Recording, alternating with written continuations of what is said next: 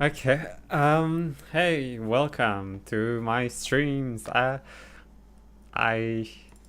wanted to go. Are you going well, people? Can you hear me right? Um. Oh, I'm gonna be distracted by the video on this. Uh. Lonerbox. This is my. He. Wait.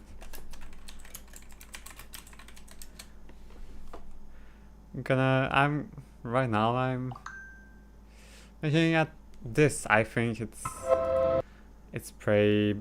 It had some issues. I. Huh, did I have to look on my other account to see uh, if I had commented on this video, because I think I commented on it. Let me see.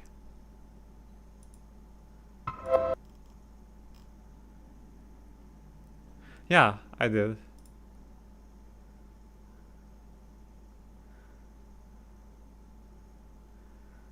Okay. I don't know if I can. Um.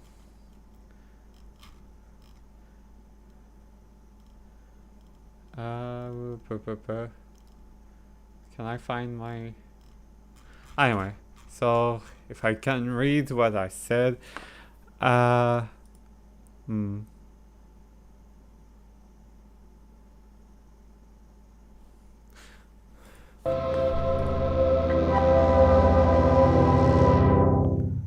Hey, Can you hear the video?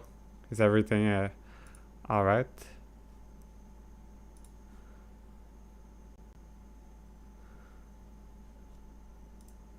Because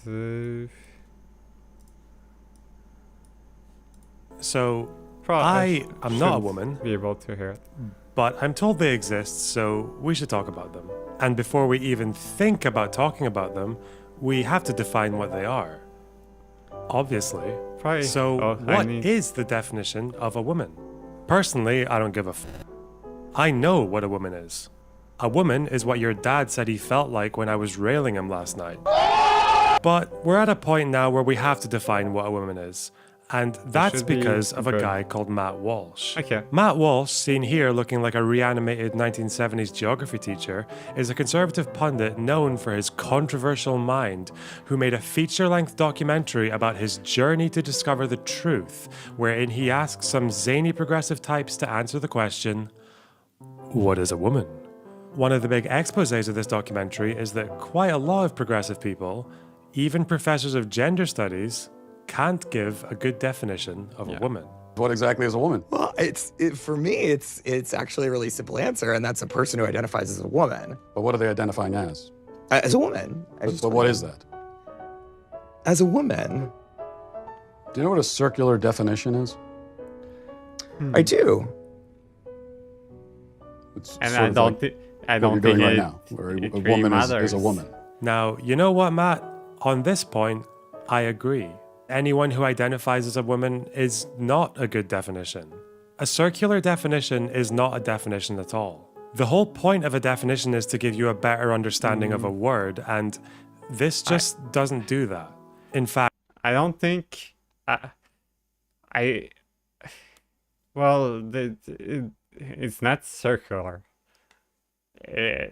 That's the thing. It's identification. Like, what is a thing? It's something that we call a thing. In the end, it's the process of identifying things, of labeling things. It's as simple as that. There's there's nothing more to it. In fact, this statement is just as useless as a definition as this one. But coming back for a second, why is Matt Walsh doing this? It's just not. It puts the focus on the identification. That's it. Center of this man's political message really the fact that some people struggle to define the word woman? Or is this more like his Mott and Bailey, where you get your foot in the door with a fairly defensible statement and then follow up with your real beliefs, which are maybe a bit less savory? Maybe that's why he made a documentary about how some progressive people might. Well, it's not a foot in the door, really, unless you actually think that woman is more than an identification, which, I mean, yeah.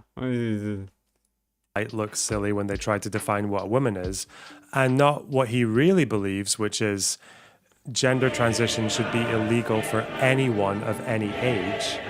But let's not make this about Matt Walsh. I don't care what's going on behind the dead eyes of this freedom-hating fuck. If you agree with this, then there's probably nothing I can say that's going to change your mind, and I would also just recommend you have a look at Saudi Arabia or some bullshit. However, if you are here because you just want to hear a good progressive answer to the question, what is a woman, then maybe I can help.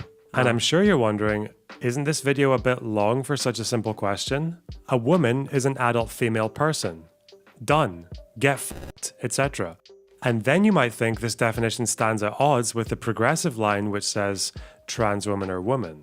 Or maybe you just agree with this dictionary definition, but not this one. Who knows? What I'm going to do, hopefully, is show you how both of these statements can be correct at the same time. And if that sounds interesting, you should stick around. Part 1. Definitions. The narrative presented here by Matt Walsh is quite simple. Woman is a simple... I really think President Sunday should have sponsor block. That would save a lot of hassle trying to skip those sponsors. Age-old concept, but these dastardly progressives are out here twisting themselves up into pretzels, trying to find a definition that doesn't exclude their trans allies, and that's funny. Classic conservative W.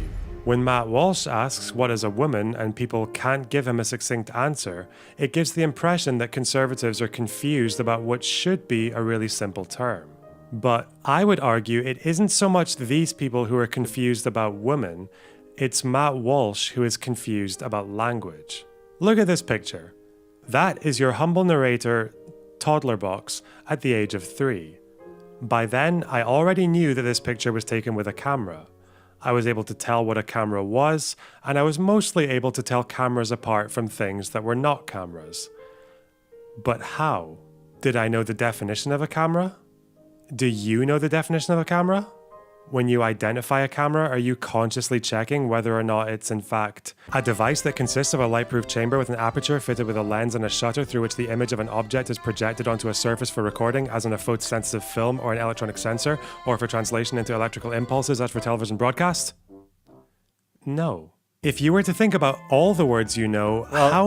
Even then, that doesn't include... That's not an exhaustive definition. Like, camera comes from camera obscura.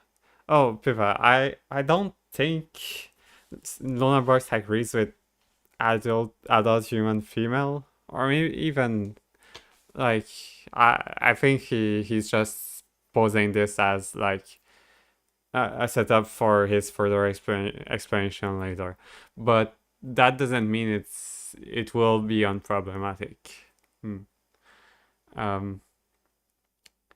But yeah, camera obscura, that's just that's what language again? For dark chamber. Yeah, exactly. But camera obscura means obscure dark chamber. That's where the first camera, the word came from.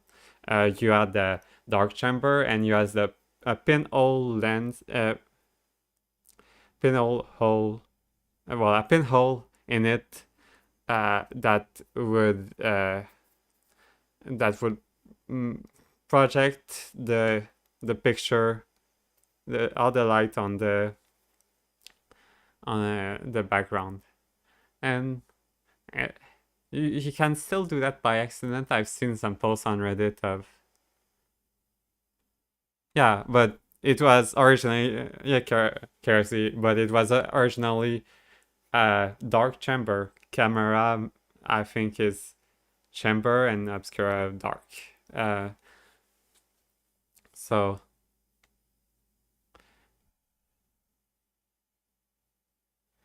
oh really? I didn't know that. How many of them did you really learn by consulting a dictionary? Probably It's not just- many. If a child asked you, what is Not blue, really would you relevant. really say a color whose hue is that of a clear sky? Yeah, well, what they did before having material that was photosensitive, they literally used the camera obscura, a dark chamber, and with the projection, they would just paint over the camera, the projection. They would, and that's how you got sort of picture. Obviously, it's a very slow process. It's a tedious process, but you could replicate the a scene with that.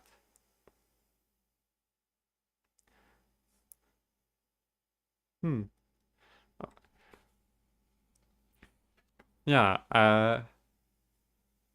I mean, any place where you're able to have a large or a dark chamber, and you can have a hole where the light will be coming through, it can make a camera obscura. Or that of the portion of the color spectrum lying between green and violet? Or would you not just point at something blue? What you definitely could not do is come up with a definition that includes all things blue and excludes all things that are not blue.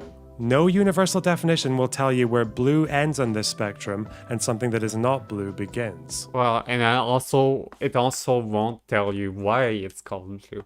Why we tend to why we call this vague range of colors blue and not any other name, or why this range specifically of light. And like in all screens, all screens will have to mix blue, red, and green, which is the RGB space. Sometimes there are some screens that use yellow pixels, but those are pretty rare, and some screens that use a white pixel to boost brightness. It depends on display technology, right? The point is, definitions do not always provide us with strict rules or boundaries. They very rarely do. When you try to act as if they do, you can end up looking like a bit of a walloper. And no one can demonstrate this issue better than the former television writer Graham Linehan. In one of his many Twitter exchanges with trans rights advocates, Graham was asked to define chair in a way that includes all things which are chairs and excludes all things which are not. To which he responded, a separate seat for one person, typically with a back and 4 legs. Happy to help, but try Google next time. The definition of woman is there too. Now, I'll give you a second to answer this question. Does that definition include all the chairs and exclude all the non-chairs? Well... And there is the pinnacle of anti-trans logic. Graham Linehan sitting on a horse's face and calling it a chair. This definition absolutely... It's just a misunderstanding of fundamental... Yeah, well, he said... Lonerbox said it before, it's a fundamental misunderstanding of language. It's just that. You can't You can not exclude everything that isn't a chair, not even close. do that. But all the same, we still know a horse is not a chair. But how? Is there anything in this definition that helps us understand how this is more of a chair than this? The mistake I think Graham has made here is that he's fallen for what Wittgenstein would have called the philosopher's craving for generality. Oh yes, this is happening. You asked me what a woman is, and now we're talking about Wittgenstein. In philosophical investigation... And also, if you say take a seat, a horse often has a saddle, and you can call that as a seat. Wittgenstein rejected the idea that definitions have to be based on a set of necessary conditions. Instead, he argues that we understand words based on what he called a family resemblance, where words are understood as a complex network of similarities overlapping and crisscrossing. The example he gives is the idea of a game. We all know what a game is, but I'm guessing most of you did not get that understanding from this absolute weapon of a definition from Merriam-Webster. Game is actually really hard to define, but all the same, it's still something most of us understand from a very young age, and the way we learn that is through examples and family resemblance. If you'll excuse the slightly lengthy quote, consider for example the proceedings that we call games. I mean board games, card games, ball games, Olympic games, and so on. What is common to them all? Don't say there must be something common or they would not be called games, but look and see whether there is anything common to all. For if you look at them, you will not see something that is common to all, but similarities, relationships, and a whole series of them at that. To repeat, don't think, but look. Look, for example, at board games with their multifarious relationships. Now pass to card games. Here you find many correspondences with the first group, but many common features drop out and others appear. When we pass next to ball games, much that is common is retained, but much is lost. Are they all amusing? Compare chess with noughts and crosses. Or is there always winning and losing or competition between players? Think of patience. In ball games there is winning. And also, what is not a game is not actually clear. Like, games are played in a physical world, but what if a game has, and the fact that it's in a physical world, it's also has an effect on the physical world, but does that mean that everything with a rule is does that mean that a state is a game because it's operating within a set of rules? There's not such a distinction that can be made. A game can be anything, really. Can the whole can a strategy game online be a game when you're dealing with the same kinds of mechanics as the real world deals with? It's obviously a game because it doesn't involve actual people doing all the actions, right? Even if there is some mechanics that are shared. And losing, but when a child throws his ball at the wall and catches it again, this feature has disappeared. Look at the parts played by skill and luck, and at the difference between skill in chess and skill in tennis. Think now of games like Ring-a-Ring-a-Rosies. Here is the element of amusement, but how many other characteristic features have disappeared? And we can go through the many, many other groups of games in the same way. Can see how similarities crop up and disappear. And the result of this examination is, we see a complicated network of similarities overlapping and crisscrossing. Sometimes overall similarities, sometimes similarities of detail. I can think of no better expression to characterize these similarities than family resemblances, for the various resemblances between members of a family, build, features, color of eyes, gait, temperament, etc., overlap and crisscross in the same way. And I shall say, games form a family. When it comes to defining a woman, we can always ask the question back. If a woman is an adult human female, then what is an adult human female? Is there some essential feature that separates adult human females from all the non-adult human females?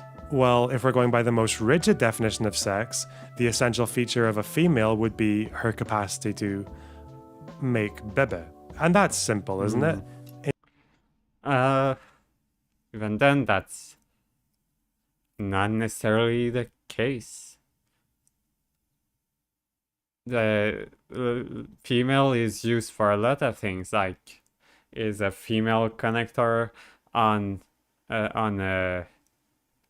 like it seems more to be used to refer to receptacles in the world of electronics, like a receptacle. You have a receptacle like the USB port, and you have the USB stick, and one part is called female, the other one is male. So do we like it's a bit complicated like that. In nature, the females release the eggs and the males produce the sperm. So sorry to all you non-binary transgender fucks, but there is no middle ground here. There is no speg or spurg. I'm sorry. But unless you're willing to say that someone with a barren womb or someone who's gone through menopause is not a woman or less of a woman, then you have a problem. Because there are plenty of people in the world who we would all consider female despite them having never once released an egg. This is the same problem you run into with any other trait. Even if we assume away all the trans people, you don't need a vagina to be a woman, you don't need ovaries to be a woman, and you don't need XX chromosomes to be a woman. So far there is not much I'm disagreeing with. I think as from what I see, yeah, it comes like part two. that I disagreed with. However, some of you might say, come on, Lonerbox. Can't we just say women typically have these traits? Assigning women to someone who is missing one or two of these traits is one. Family resemblance may show how the boundaries of a word can be blurry. Wait. Which is true. Family resemblance may show how the boundaries have none of them. Which is true. Does one typically have these traits? Assigning women to someone who is missing one or two of these traits is one thing, but trans women have none of them. Skipped over something. Which is true. Family resemblance may show how the boundaries of a word can be blurry, but it doesn't eliminate them completely.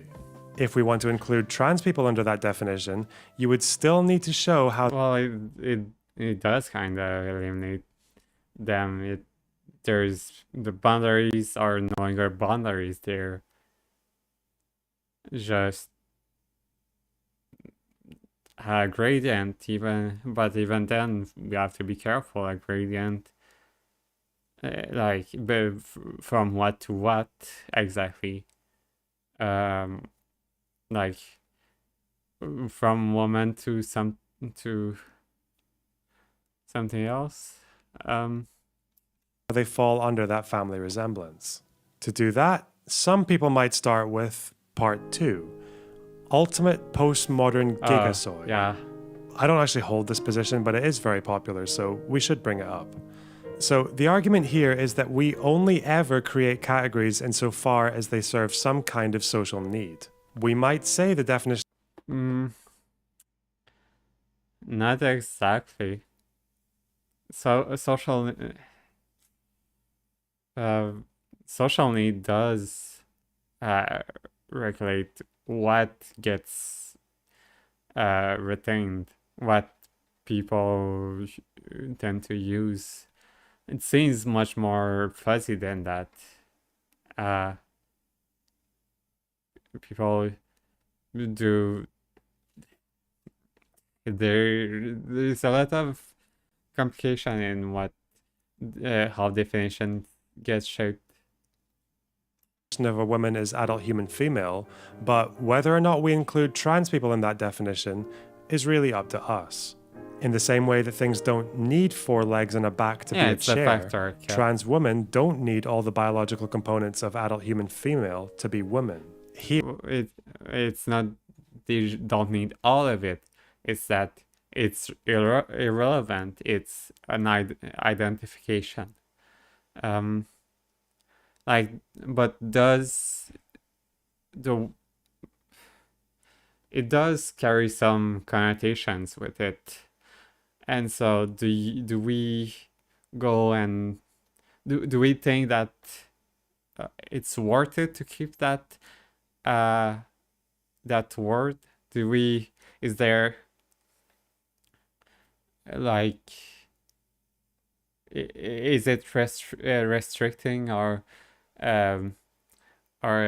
opinion, or like restricting our outlook on what it means to be a human? Probably. Here, they would talk about how the concept of a woman is more than just a collection of biological traits. It's also a set of social roles, appearances, and customs. And Well, those are still those can still be assimilated to biological phenomena, insofar as like our brains are biological.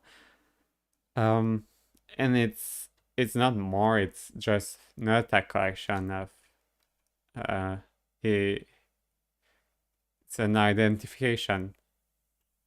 because we don't typically identify women by looking for these things, trans women who change their presentation and social signifiers, for example, their name and pronouns, are best seen pragmatically as women.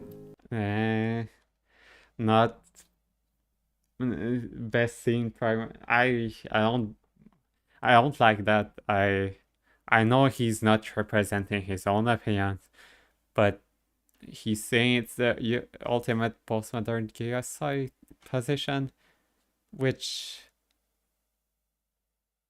I don't get what any of this, how many, like how you would distinguish it from your later from Lonerbox's true opinion. But no, it's just it's not even about presentation, name, or pronouns. It's your and by pragmatically, I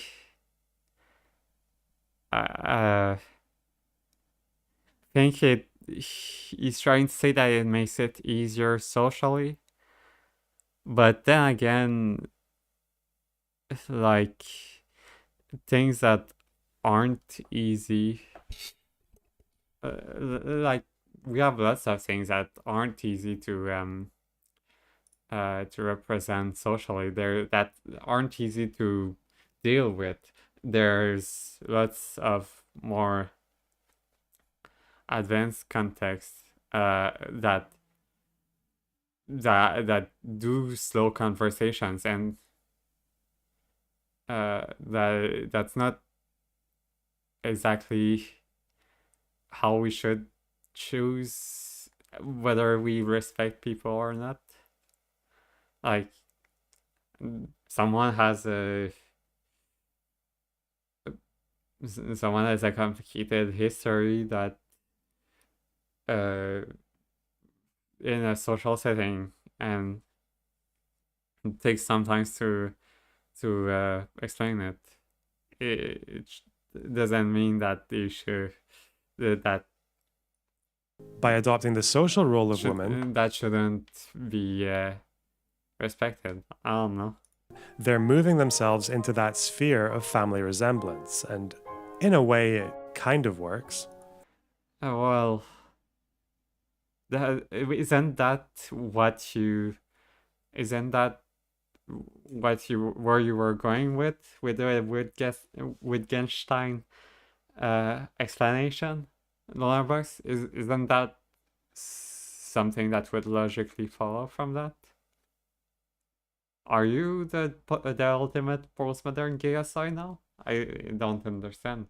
This is why conservative pundits will sometimes do that thing where The transgender woman from Orange is the New Black. I never watched that show. I've never watched that show either, but she's on the cover of Time magazine. Oh. Or he's on the cover of Time magazine. You know who Taftouch is? Yeah, well, she was he. She? Well, Yeah, go ahead. Whatever. I mean, like, That you person. literally I pronounced her correctly the first time. Like, because it's a she in your head. That person looks like a girl. Exactly. It's like And that's enough for you. I'll give you this. Like, my audience gives me so much shit when I say like Caitlyn Jenner, and it's like, well, I can't. Like, I almost can't even help it. You know what I mean? Exactly. That's the point. now well, even then, that just means that people don't like that. It's just that's perfectly within their view. That's like, I think it's a woman. I will call it a woman.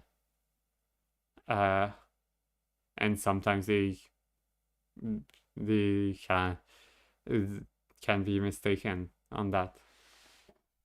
I can't see inside these people's heads, but my guess is they do this because it isn't actually normal to categorize people in the way they say you should. Their instinct is to see the people they're referring to as women because of family resemblance, and they have to fight that instinct whenever they want to misgender someone, which is kind of funny. Coming back to Wittgenstein, the argument is that we don't need to define women by naming any single common feature or necessary conditions. Instead, what we do is appeal to normal practice. A very good example of this actually comes from a rather crude exchange on 4chan where a biological essentialist argues, "If it has a penis, it isn't a she." To which Johnny Bravo, the social constructionist and Wittgenstein understander, replies, "I'm straight, so whatever makes my dick hard is a woman." Is it actually non-essentialist? Like, it's based on your particular physiological reaction. But still puts the appearance as something. Like, the biological essentialist thing is, you actually don't trust the other person's self-conception of like self-identification, and so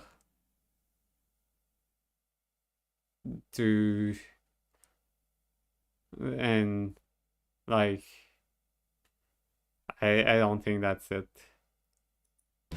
Obviously, this is just a joke. Don't use this argument in trans conversations.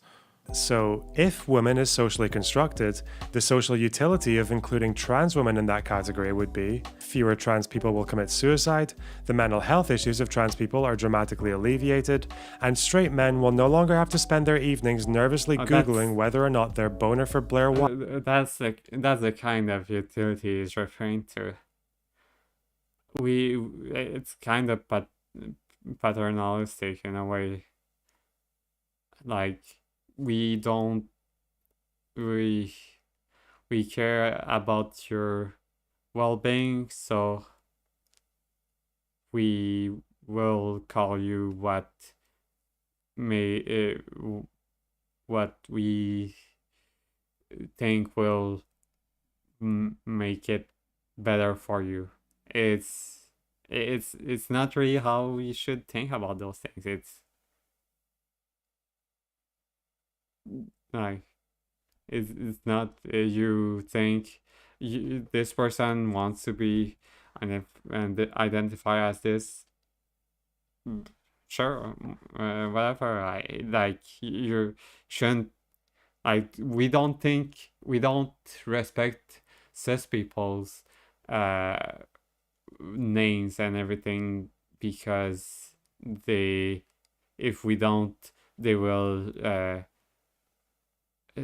feel bad about it. We do that because we do that because it's just something that's how we like we respect them as equal, as people of their own right. That the Right makes them gay. Everyone wins. But I'll be careful. I'm not sure it's his true position, Pipa.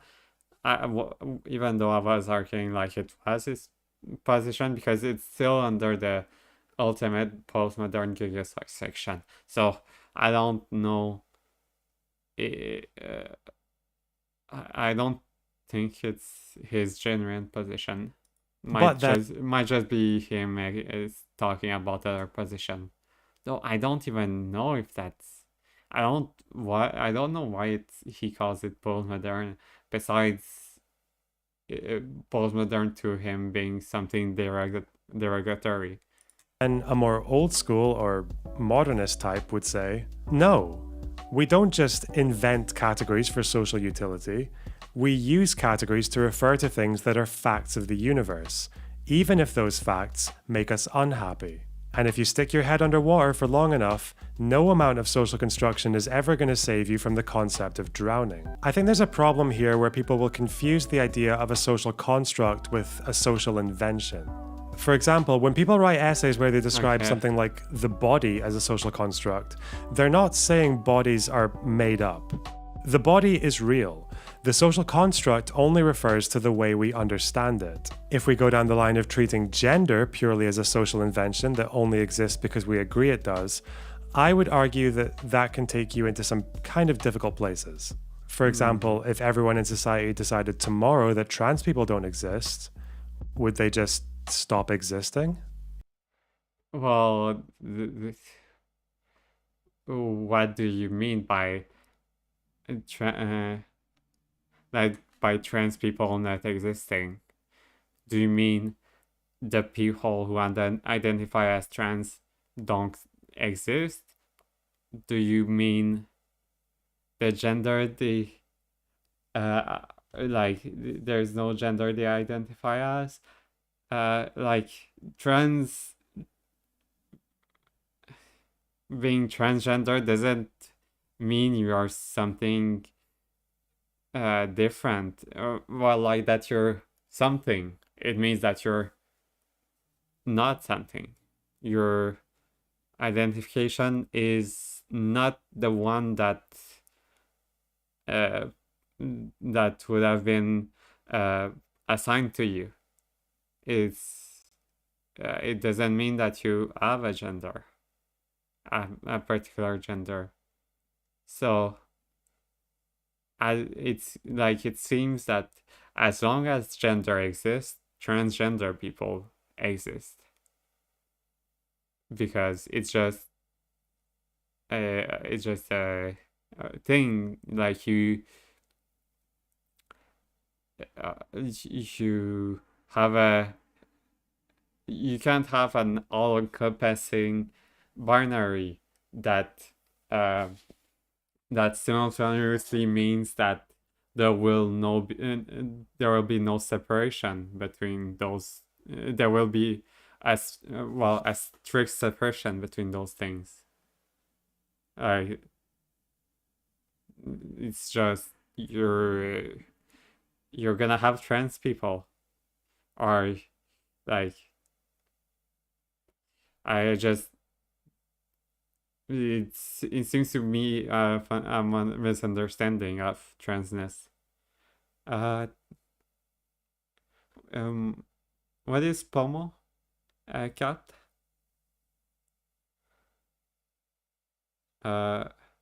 in- well, everything means something, but when people say it doesn't really mean anything, it's that it doesn't fit.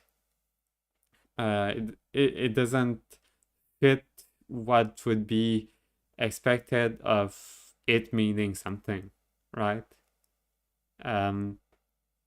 Like it seems like woman, not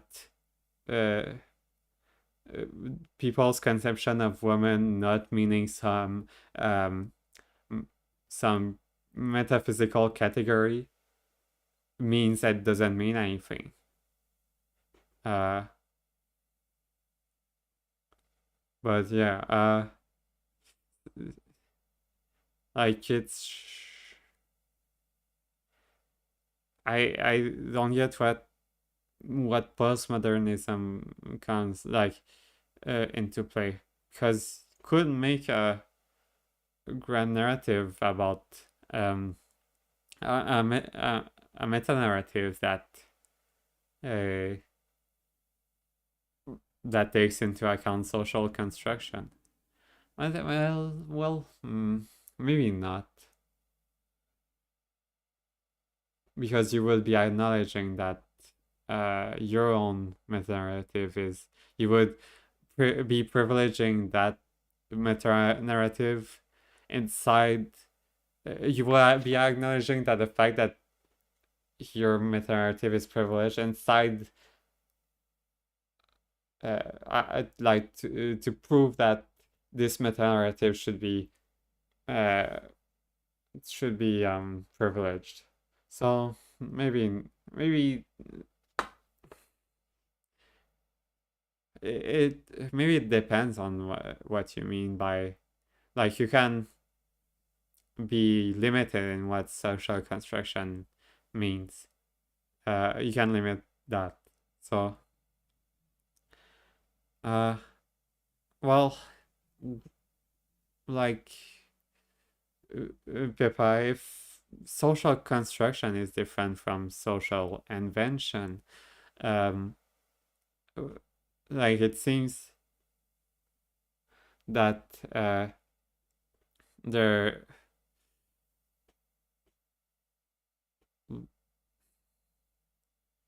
like, it seems that you're just talking about physical constructions, but and social constructions, social constructs. Like,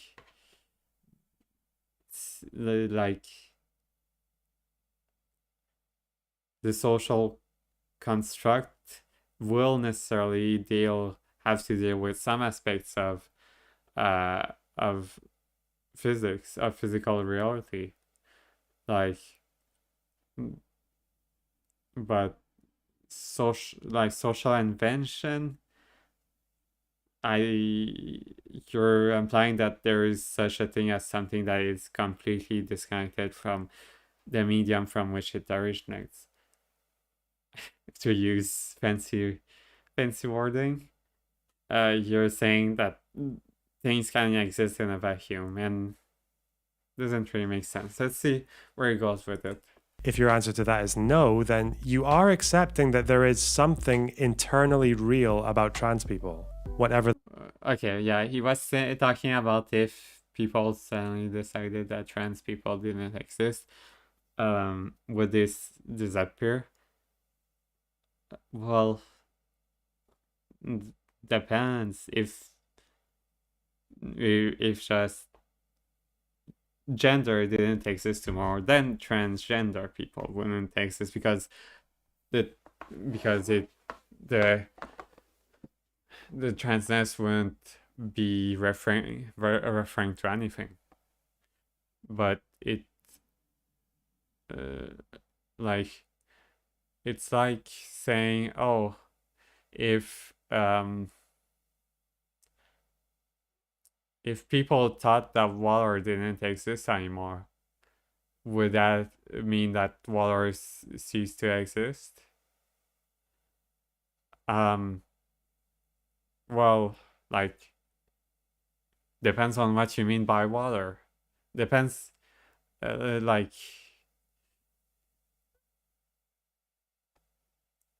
it really depends. Water is either like, it's composed mostly of one kind of molecule. But if the things that compose it, if we didn't know what liquids are, like, well, there are things that water that the existence of water depends on, that our conception of the existence of water depends on. That something is, it wasn't socially Is what I constructed want to say. into existence, nor can it be socially constructed away. And what Well, as I said before, yes, it can. It can, but only if the things, like, yeah, but maybe I should have gone with like, if people decided that green water didn't exist anymore, would it cease to exist? But well, no, because you can still like there's still water that you can color green. You'd have to get rid of green or water altogether. Or like change it so that that green water is an oxymoron. ever it is that makes people trans, it's no less real than oxygen, water, or your mum. And if you reject that notion, you do run the risk of running into what I would call part 3, the turf trap. So, some people who are pro-trans will argue that sex and gender are completely separate. Sex refers to observable biological truths, and gender is all of the social rules and Yeah, I think, I'm not sure. expectations that are placed on males and females. In that case, a woman's sex would be XX chromosomes, ovaries, vaginas, and their gender would be good luck filling that one in without stereotyping women. And the problem with this, aside from the one I've just mentioned, is that this is basically a TERF argument. I've noticed recently that TERFs will use this very sneaky tactic where they try to adopt the language of gender abolitionists. They'll say, all gender roles are oppressive. They're costumes that are forced upon us through thousands of years of objectification, patriarchy, capitalism, and all that. But bubbling just below the surface of that progressive sounding rhetoric is the message, you are the sex you were born as, bitch! And no one. Yeah, because the thing is, they are like gender. Butler talked about it in their book. Sex originates from, sex is a gendered category. Sex is not a thing in itself. It's the formation of sex is downstream from the formation of gender. It's not for nothing that those things emerged. Like, it's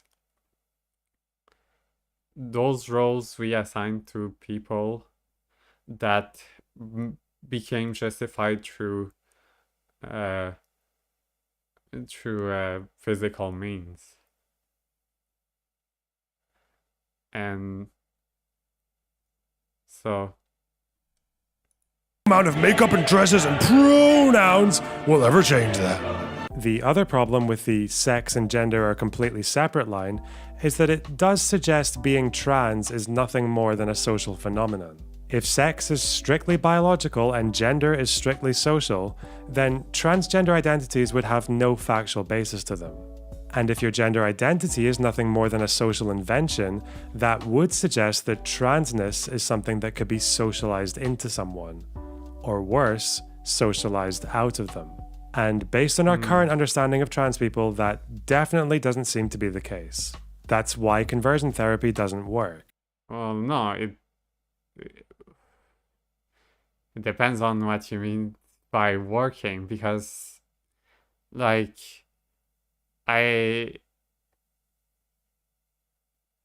because I don't think social conversion therapy, work here on that, was really a possibility you yeah, like seems that the argument of conversion therapy not working. Yeah, it seems like that people who say that conversion therapy not working is a sign that we shouldn't do it. Doesn't really get what it uh what's it's meant to achieve. It's not meant to. It's meant fundamentally to discourage someone from behavior, and well, can you really do that without this damaging permanently someone's psyche? Um, yeah, Pippa, it's just there's like we construct our whole thinking of the universe socially. That science is a social construct. That's how we understand the world. We don't you can't understand the world simply by looking at it. Well, we can, but that's not science to just have your personal experience. It's just it's not intelligible to other people. But for conversion therapy, like it's also the thing with most of parenting, like going to the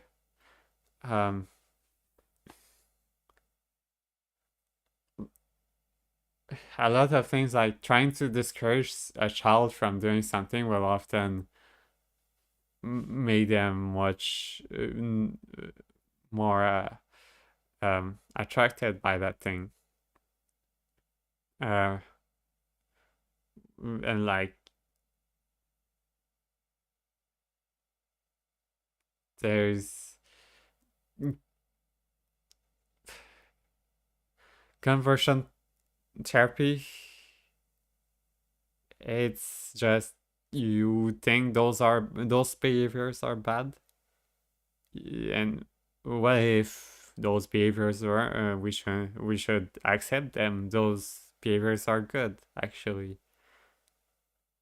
That like that's the answer. Why do you think that those things are worth torturing someone over? Why? Do you have an intense disdain for it? I see my audio peaking on. Should I uh a compressor? Is it I'm not sure. I should work on it later on while not during stream. Not on trans people and not on cis people. The question it might help to be able to answer is, why are some people trans? Clearly, it's something in their psychology, and this is where I think progressives should be a lot more willing to challenge anti-trans types on their own ground. Because according to an increasing number of biologists, the answer to where being trans comes from might just be in the brain. I emphasize the word might because the brain is the most complex organism in the known universe, and our knowledge is... Well, it's also completely it's also a like what use is there to say that transness comes from is like a brain structure, like because, well,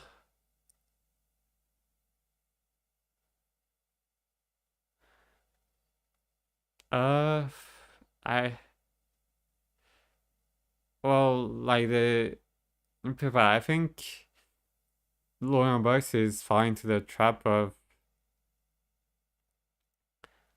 uh thinking that there's an objective point of view, that like we can go outside of our bodies and say that uh there's something out there besides what we can see, which is not is self-contradictory. You you can't know something that you can't know physically. But to come back to like, who says that the who says that the brain can't influence itself, can't restructure itself? That like people who are trans are shaping their brain in such a way, or that even like our social standards for either genders don't shape their brains. Like our brain structures can be the product of socially determined factors. It's just and if you are trying to say oh, this brain is female, so that means this in this person's body is male, that means they are trans, and we're gonna what use is there? Isn't like isn't it contradictory? Can you like is it not opposing evidence for your thesis? Is very limited, but there is a growing consensus among biologists that we do have something called brain sex. Now, I can confirm that brain sex is real, but I don't want to go into that here because I don't want to embarrass your mum. Now, the evidence for trans and cis people having different brains is not simple. Without getting too bogged down, I'll just give you a rapid fire. Trans and cis women have similar levels of activity in the right superior frontal gyrus, the part that helps people distinguish voices. But how do you know? I just said that. How do you know that it's one influences the other or not the other? Influencing the one. Trans men and women seem to have their own levels of mean diffusivity that diverge from cis people. Their levels of connection between neural networks are different from those of cis people. And trans and cis women have similar sized central subdivisions of the bed of the nucleus of the stria terminalis. Who am I kidding? Apparently, that's the part of the brain that has a lot to do with sexual behavior. The point is, there's something going on here. Well, if this really is the we're still operating on correlations. We're not able to make anything causal. And it's doubtful we will ever be able to. It's the case for trans people, it would suggest that biological sex and gender identity are not completely separate. And given that the body and brain develop at different times and biological sex is already kind of messy, it isn't hard to imagine the idea of the body sometimes going one way and the brain going another.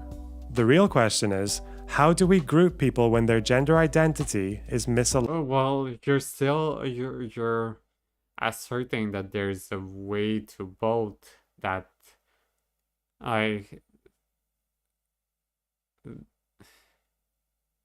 yeah, like there's a way for the body, and then there's a way for the brain, and that we or like there's a gender. You're assuming that there's a gender to prove gender. It seems a bit circular. That uh, like you can't assume the gender distinction of like this. There is a way for the body to go, and then there's a gen another way for the brain to go. Like, and that there's a separation between the two. Like, maybe that's the brain, someone's self conception of their body influences the way they want their body to look like. Well, that's definitionally the case. Like, you can't know what you want your body to look like if you don't know what your body already looks like.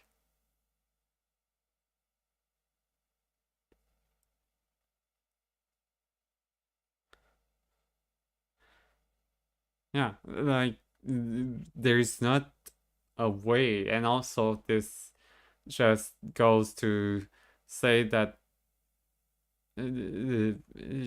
just erases intersex people in a way. Like there's like how how do you know that since intersex people exist, you're implying that there's like a way that their brain could align in their body with in some way, which is not how that works. It's just not how that works. Aligned with their body. If you're a sex essentialist, you would just say follow the gonads because that's the most literal definition of sex. But biologists don't. Well, yeah, like brain sex is still gender and essentialist. Like you're just using some place else to draw the normative conception of gender. That's what it is. It's gender essentialism is you decide you have a privileged position other than the person who has that gender to determine the gender of that person. You just think you know better, and this seem to think it's that simple, and you can demonstrate that without even referring to trans people. Let me introduce you to congenital adrenal hyperplasia. Congenital meaning the condition is present at birth, and adrenal hyperplasia meaning their adrenal glands are slightly larger than usual. Now that doesn't sound like much, but within this group, there is such a thing as people who have XX chromosomes and ovaries, but also fully formed penises. okay. So, what do we do here? Well, if you saw one of them newly born, you'd probably just assume they were male, but when these people ended up in hospitals, doctors would traditionally identify them as females because I guess they thought eggs come first. But this decision was later criticized as a dogmatic approach to gender assignment, and people have since argued to categorize them as males. And one of their reasons for making this argument was that the patients, despite their mixed biology, all identified as males. Did they?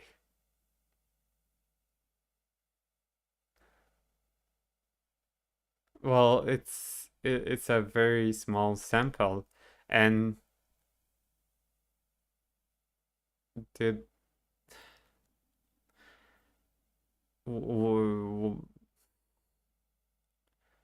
why would you take any sort of conclusion from that other than those people just identify themselves as male.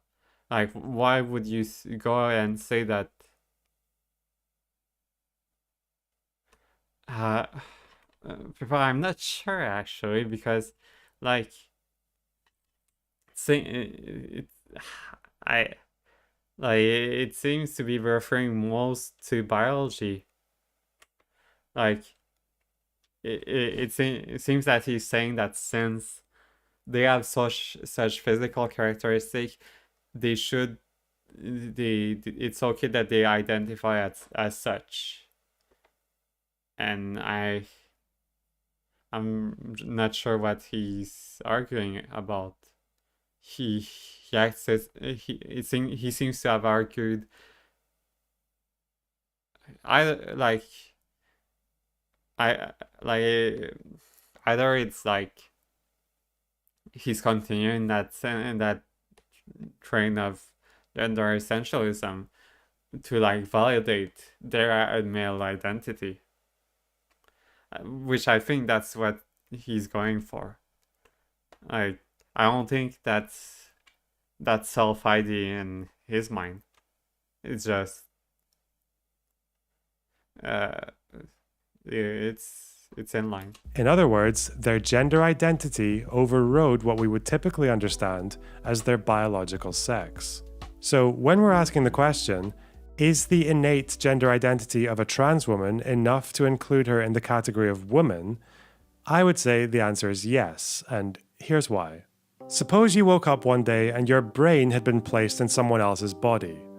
You still have your memories, your conscious experience, your sense of self, and all that. I don't like those. I don't like those things because, well, a lot of this I don't like those, like your brain has been transferred into another body or it's in a vat or something, because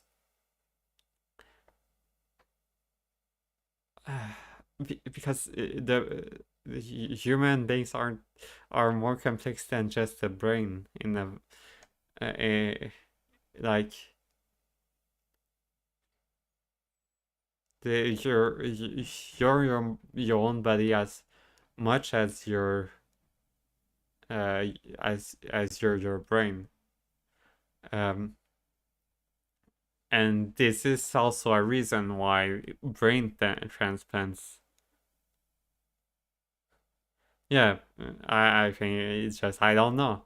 Because also it's the reason why brain transplants aren't really a thing. Like, it seems more of a nightmare scenario. Like, because, well, your brain has to. It's not as such that there's a standard wiring. Your brain is not just a motherboard where you can where this wire goes there and does this. Like,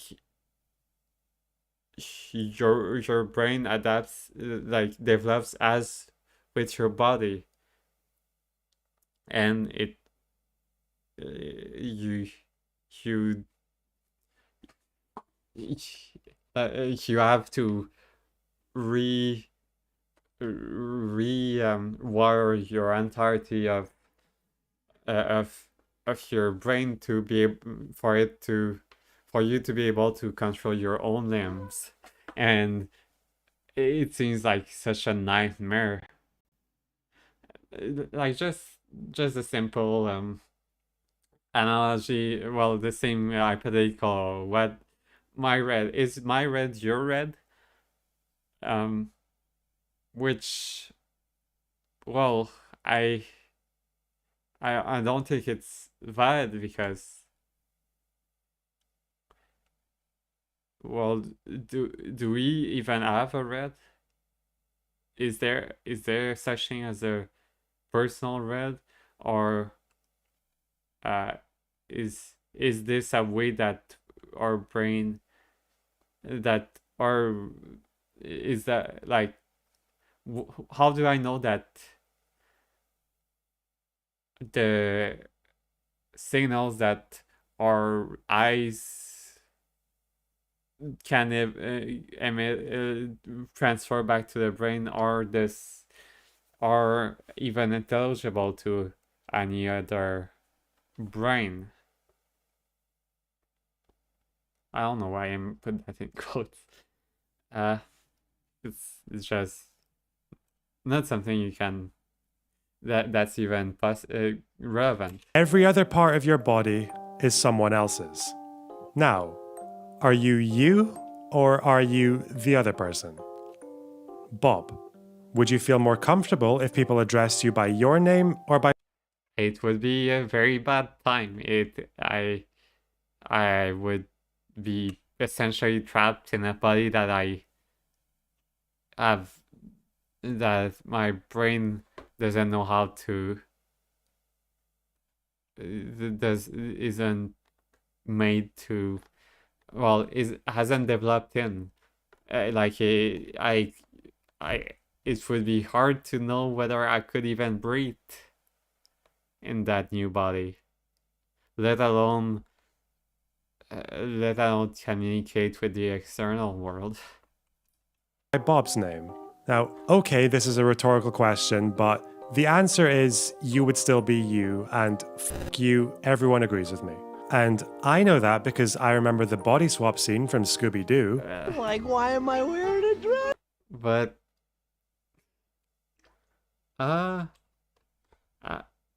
yeah, well, would it be seizures? Because, well, it would provoke, yeah, it would be quite chaotic because all the stimulus from all the signals that are transferred to that go to the brain would be all jumbled up. So it would be, the only thing I can say it would be a bad time.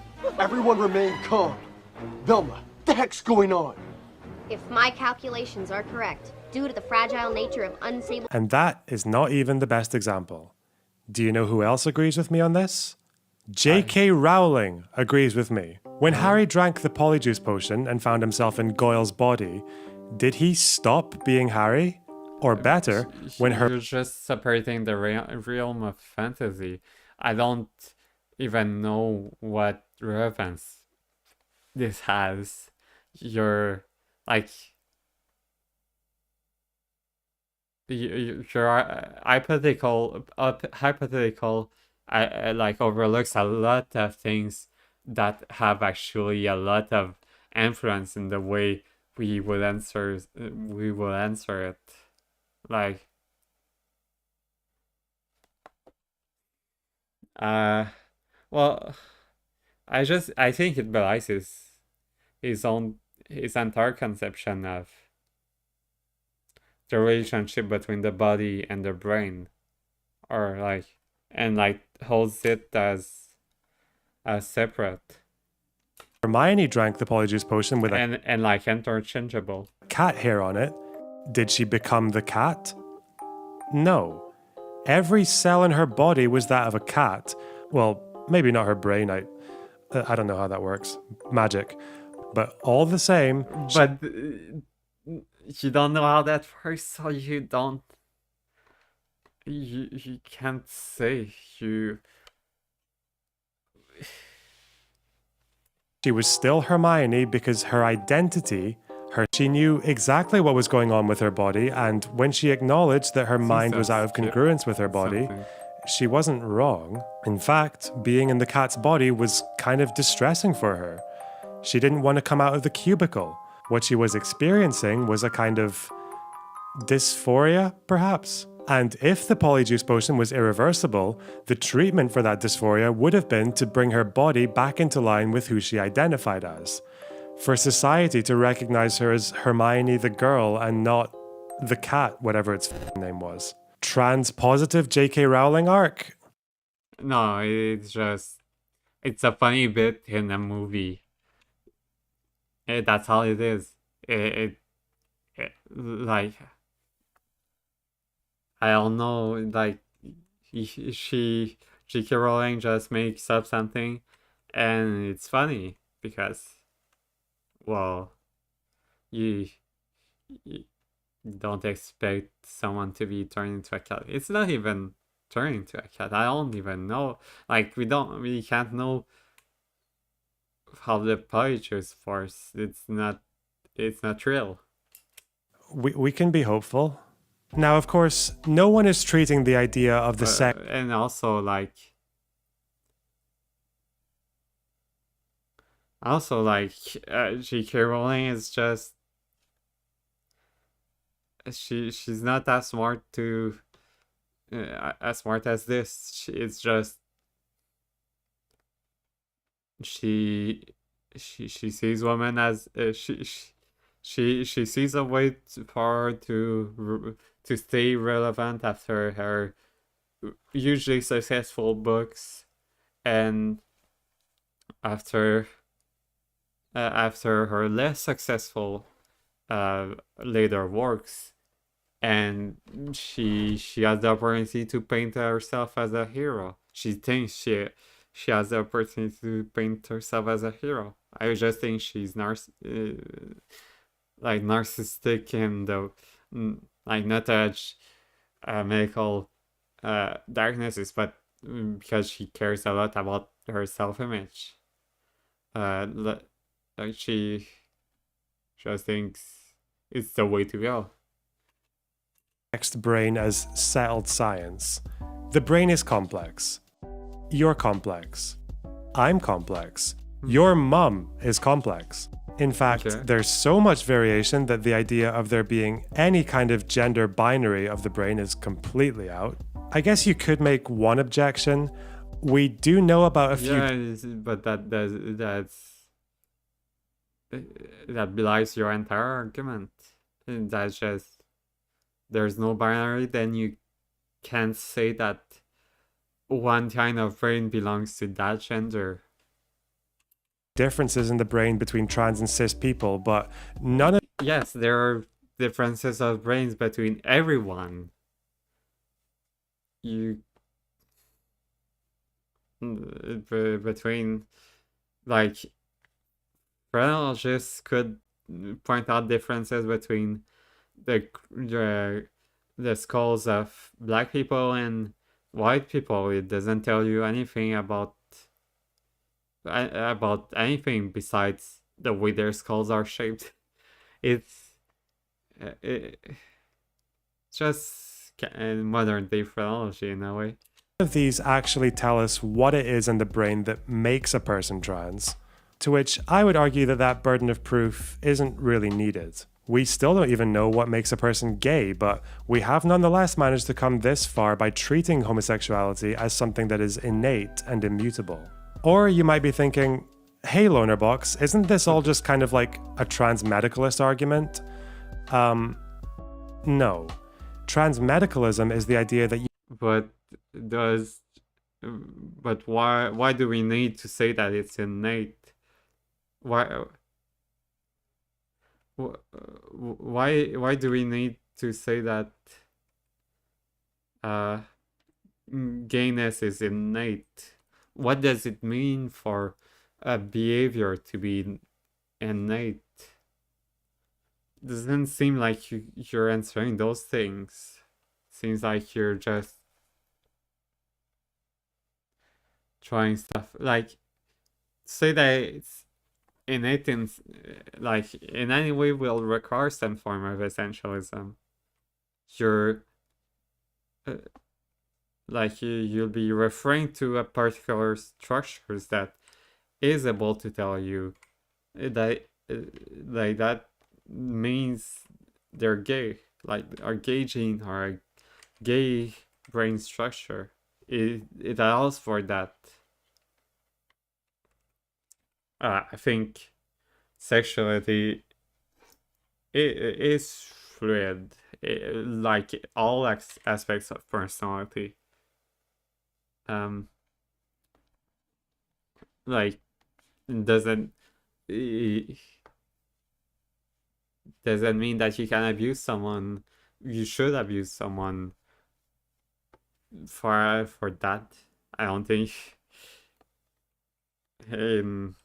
Like just the fact that it's filled doesn't mean that you should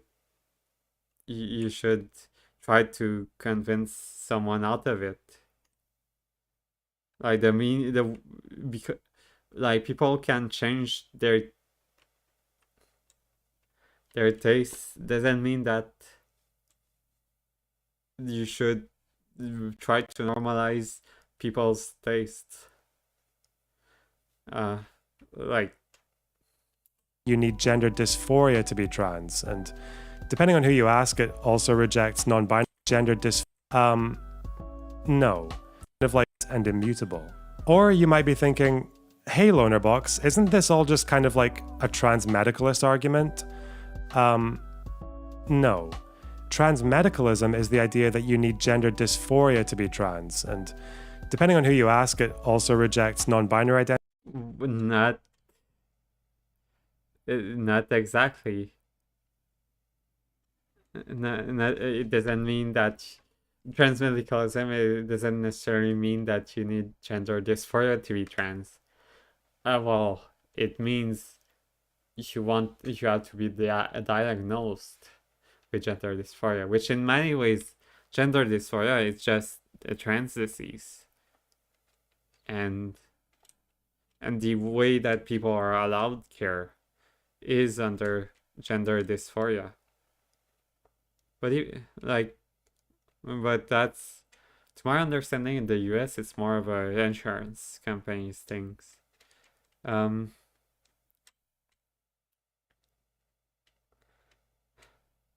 Yeah, Kat, I think that just people are like uncomfortable with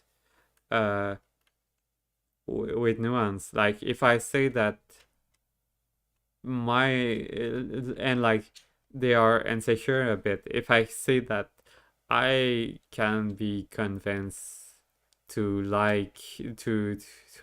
to change my sexuality, that means that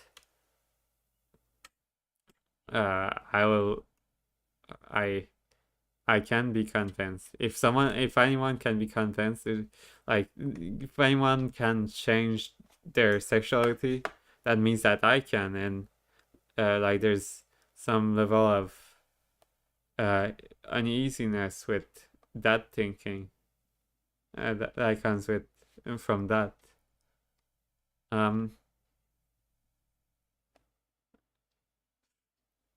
But to go back, yeah, does that mean like transmedicalism is, well, what it says, you don't necessarily mean being transmedicalist doesn't necessarily mean that you will be gender essentialist.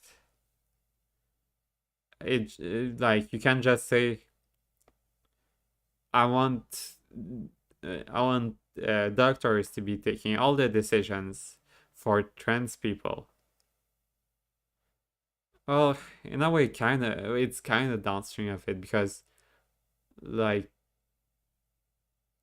who's designed trans and thus needs to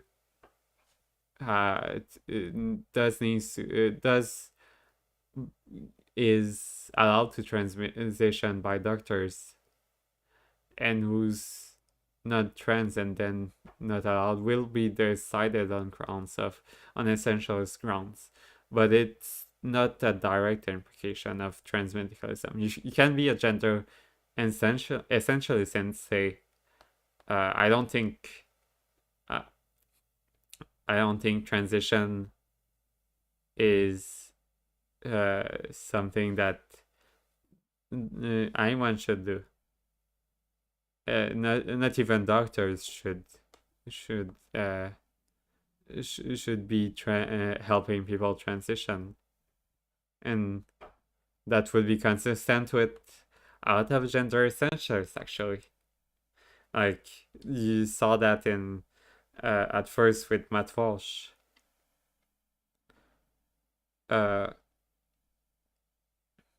says that it should be a crime to allow anyone to transition.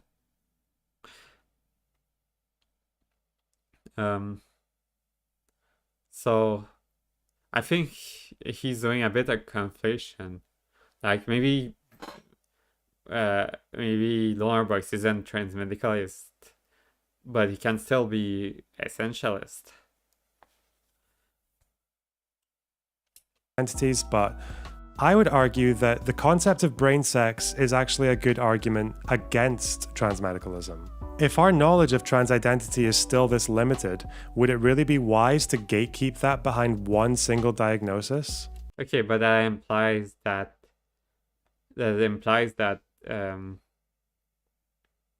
that there could be such a point where we would be able to gatekeep it, and that's not really something I think that's that anyone should be arguing for. It's like, seems like the thing is like we shouldn't.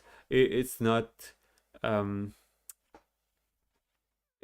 good if we do transmedicalism now, but there could be such a time where it would be justified, which is a bit moronic. Like you're simply setting it up for that later, if someone, like, if people feel justified in doing transmedicalism, there's this possibility open to them. I don't like this. Is it really impossible for someone to have that incongruence without having the intense psychological distress of gender dysphoria?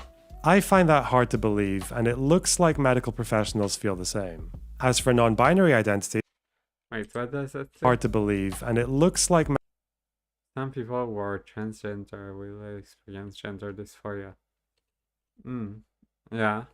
I mean, some people are not transgender. Like, unless you're making like gender dysphoria the trans disease. Like, yeah, of course. medical professionals feel the same. As for non-binary identities, we've already shown how the concept of distinct male and female brains is kind of dated. Okay, but why are you talking about brain sex then? That just belies everything you said so far. As in, wrong. If anything, the brain is probably the least binary aspect of your sex. We already know about ambiguous genitalia and ambiguous karyotypes, so why would there not be ambiguous brain sex as well? I mean, I personally do know what ambiguous brain sex feels like. Just yeah, you're gonna make it. ask your mom. Part 4. Yeah. Conclusion. Okay, so When people what does it actually says? Like,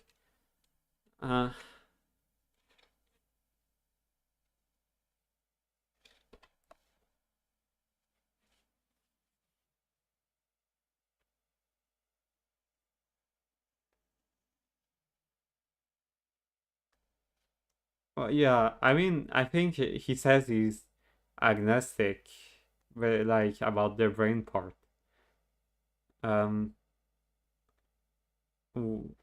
Like, but he's still leaving the possibility of transmedicalism open. Just that he doesn't feel comfortable in getting all the facts right about that. People talk about whether woman is a matter of biology, identity, or social construction, I always feel like they're framing it like there's some kind of triple threat match between the three of them. My own opinion is that it's kind of all of them. Take the example of Patricia Davies, the World War II veteran who lived publicly as a man until the age of 90 before finally coming out in 2017.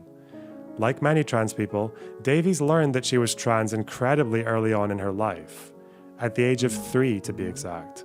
Given that this was in the early 1930s, I doubt that We have to be careful there, even then, because Well, I watched RKL read um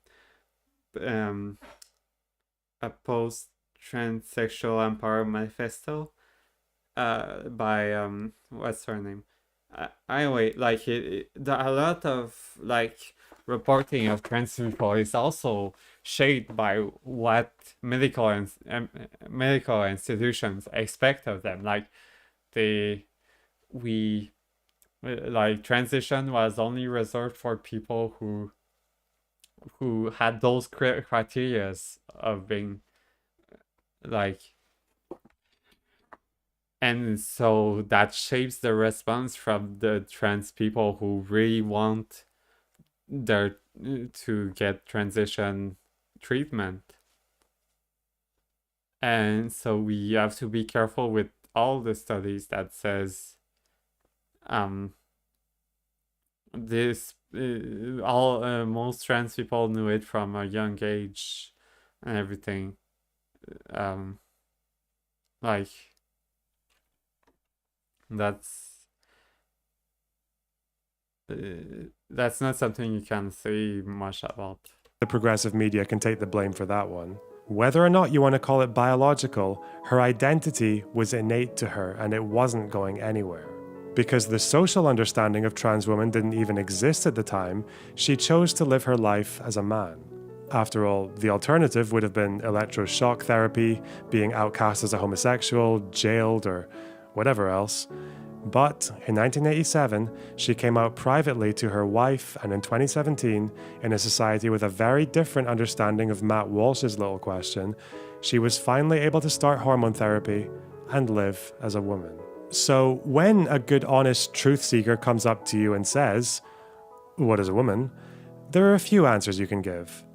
You can say a woman is an adult human female. You can ask them to explain what exactly an adult human female is and watch as they try not to reduce women down to their breeding parts. You can talk about how a trans woman is a woman who is assigned male at birth, which is perfectly within the realms of science and the same dictionary that gave you the definition of woman. Or you can just invoke old Ludwig and define it the way we define all kinds of things.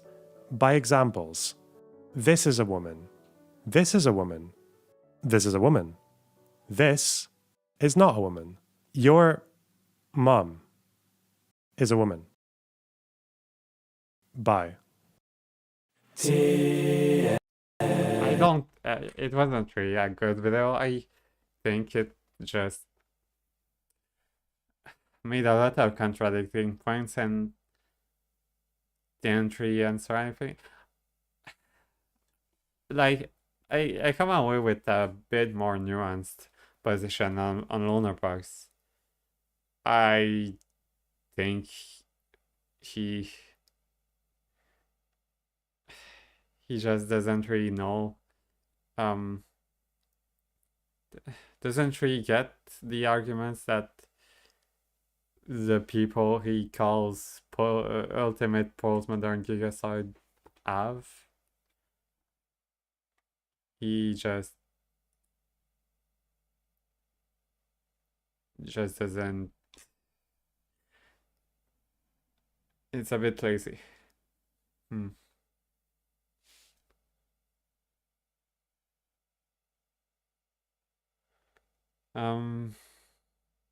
Yeah,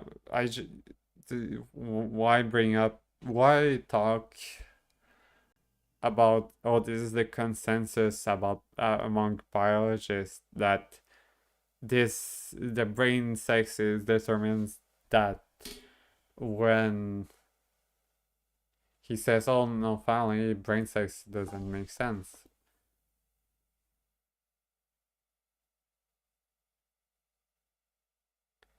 Yeah, and also makes a bit like there's been the trans genocide thing that doesn't really make me warm up to him. It's just how do we know that it's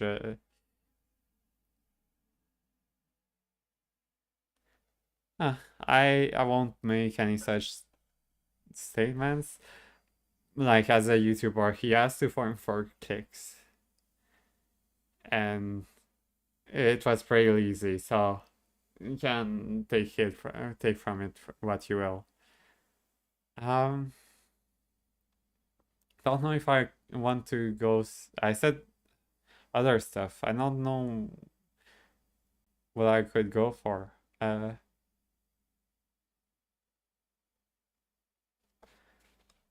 Um, do you have any suggestion?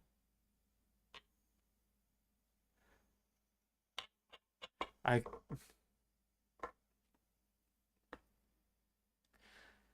um I think I don't need to spend hours and hours streaming. I can just leave it there. Have you had a good time? Uh am I a good am I well, I don't think I'm a good streamer in any way, but I try. Uh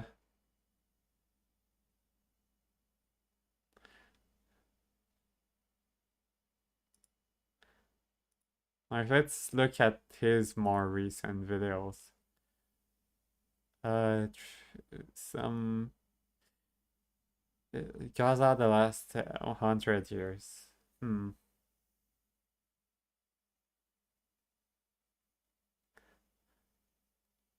Oh, and thank you for the well, like, and thank you for the feedback.